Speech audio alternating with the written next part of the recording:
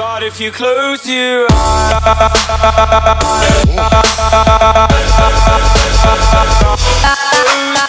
hey guys, welcome back to another video. As you can see in the background here, we're playing the Infinite Warfare beta. Now, Infinite Warfare in general has got a very mixed response since the first trailer, which has had, I believe, well over 3 million dislikes. That was the first trailer before we actually saw any proper gameplay. The multiplayer beta, I actually really enjoyed, and a lot of COD YouTubers have said that it's really good. Most of them are just clickbaiting and jumping on the bandwagon of saying, oh yeah, it's shit, just so they have an excuse to go over to Battlefield 1 because they're just because they're running out of creative ideas for Call of Duty. But, you know, that's a topic for another day. So, yeah, I've really enjoyed the Infinite Warfare beta, and as the time of recording this, it has 1 day left on it. I want to play more. However, this game, I just can't wait for it to come out now. I've got Battlefield 1, so I'll be making videos on that as well as Infinite Warfare, but I just can't wait for the actual game to come out. I've enjoyed the multiplayer beta. I loved it. There are things I really do enjoy about it. There are things that I think would do with a bit of tweaking, and we're going to cover them first because we've got a 6.5 minute long video because I managed to break Xbox Live and actually record for longer than 5 minutes. It was originally 7, but I've edited it down.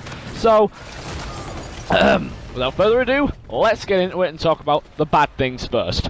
So straight up, I love shotguns mainly in Call of Duty. You may be wondering, so why are you using assault rifle? Well, assault rifles, I resort to them if shotguns are shit. The shotguns in this game are shit. The first shotgun you get, the Reaver, is a semi-automatic drum magazine shotgun, which you think, oh, that's pretty good. No! It's a really shit Brecci with a drum mag. I'm sorry. If you're going to do that, make it a 2-hit kill, not a 3-hit at close range. The Banshee shotgun, which you get at level 11, sadly is not the Black Ops 3 version, which fires out an energy blast that has to be directed towards the enemy. So really, they could move out the way of it, and it would just continue going forward. It's a pump-action sonic shotgun, so it's basically attack 19. Even that shit, it's 2 shots at close range. What are you thinking, Infinity Ward? I don't have a problem with most of what you've done with most of the weapons in the beta. I have a problem with the shotguns, and I love shotguns.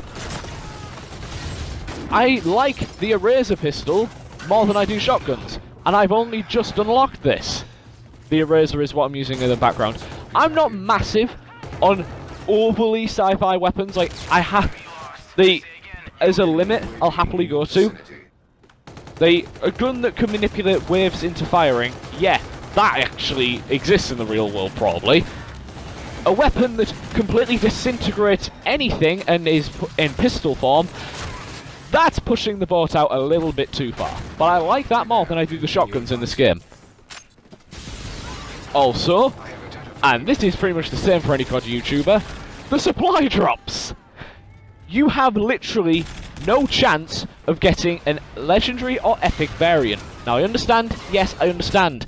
That's probably the idea. Yes, there's a prototype lab where you can build them. I'm making a video on how to get their good variants actually soon. It'll probably be going up after a day after this video's gone up, so stay tuned for that. But the epic variants in this game, some of them are really overpowered, some of them aren't. We can't get them in supply drops, pretty much. The chance, it's lower than getting any of the weapons out of the supply drops in Black Ops 3. And you know if anything's lower than that, it's bad. But, again, the supply drops are actually quite good, because they do what they say on the tin. They're common. You know you're going to get something bad. The game tells you you're going to probably get calling cards. So if you get a calling card you don't like, it's a fucking common supply drop. Get over it. We've moved on to the good things in the game now. So yes, the supply drops are bad, but at the same time they are quite good because you can get... because some of the variants you get there, you can't get in the prototype lab. I'll talk more about that in the video that I'm going to do. So they do a commentary over after I've literally finished this one. I like the assault rifles in this game. They are very good. The MV4 is very good. I like the score streaks as well. They've brought back a lot of them that are just fucking amazing. The Scarab is basically a HCXD, and I really like the HCXDs. The combat rigs, they are brilliant. You can basically have basically Black Ops 3 terms, a specialist weapon / ability with a permanent perk that's attached to that, the specific specialist. What's not to love? I just like it. If you're not very good at the game, or starting out, I would recommend using Warfighter, and if you've leveled him up a bit, I think once you get to level 2, you get the Persistence perk. So if you get the Claw and the Persistence perk, basically you have the Claw, which is OP, and the Persistence perk basically lets you keep any score, the score streaks, even after you die. It just makes them a bit more expensive to get. So it's a nice starting plate for anyone who's not very good at Call of Duty. I still use it because I'm not very confident in the beta, and it's very fun. Granted, so the Thor score streak goes up to 6,000 score to get, but even then, if you can get it, you can get it. I'd recommend playing Domination more than TDM. The TDM games go super quick. But that was my thoughts on the beta. Infinity Ward are probably not going to watch this, but if they do, I have one thing to say to them. Buff the shotguns! That's all I want you to do. Buff the shotguns. Anyway, thank you very much for watching. Like and subscribe, and I'll see you in the next video. Peace!